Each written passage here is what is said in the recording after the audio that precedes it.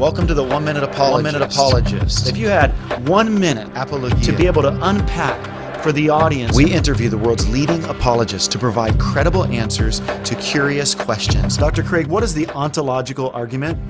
The ontological argument is an argument intended to show that if God's existence is even possible, then it follows that God exists. So if this argument is sound, it puts the atheist in a very awkward position. The atheist must deny not merely that God exists, he must maintain that it is impossible that God exists. And that is certainly a radical claim that would require great justification.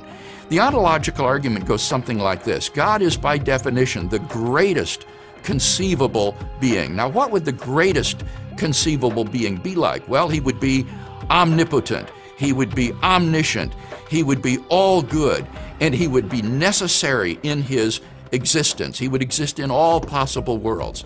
Now, if such a being is possible, that means that a being like that exists in some possible world.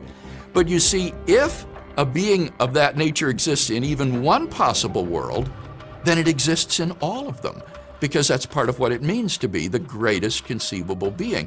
But if it exists in all of them, then it exists in the actual world, therefore God exists.